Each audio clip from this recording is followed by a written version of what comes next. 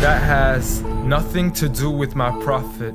Please just stop it. It doesn't make any sense. That's not the message he sent. That's not what he meant. That's not why he came. So you can claim as much as you want to, but I assure you the man I follow was not the same.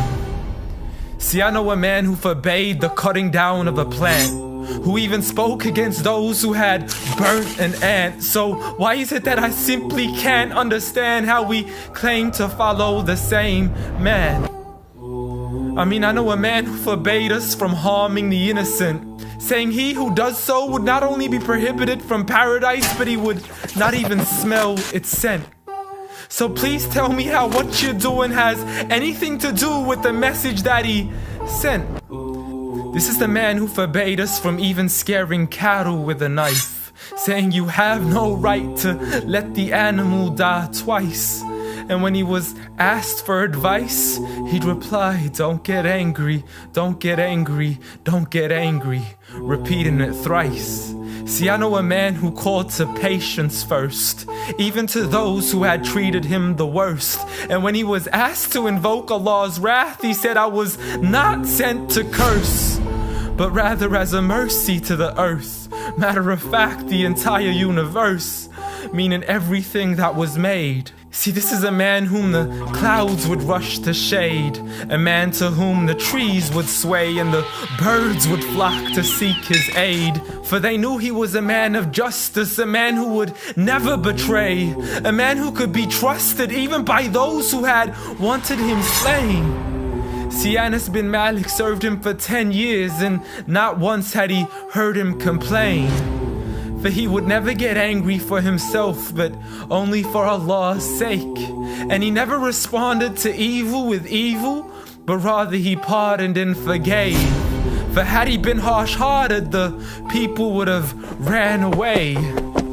So what is it that we still don't understand when we claim to follow Islam, yet we fail to follow this man? I mean, I know a man who was so caring and compassionate, who said that there is a reward in serving all things that are animate. In other words, everything that breathes, whether it be the animals, the trees, and every single human being.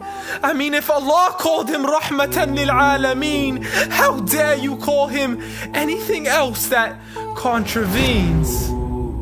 See, this is a man who said that the Muslim was he who is soft, simple, and lenient.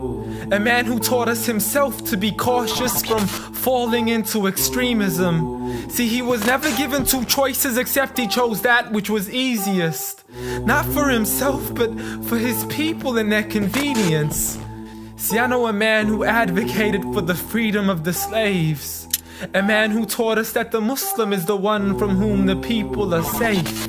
Not only from his hands, but even from the words that he says.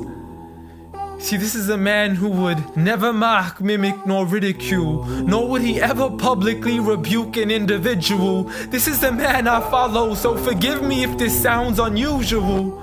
But the man I know was so much more handsome, so beautiful.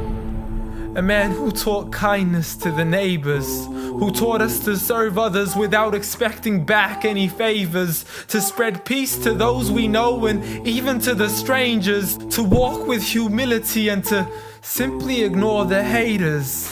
But nevertheless, I know a man who still taught us to stand up for the oppressed, from the men, women, and children who call out to us in distress. I know a man who taught us to fight for these people, but by no means does this mean we have the right to transgress.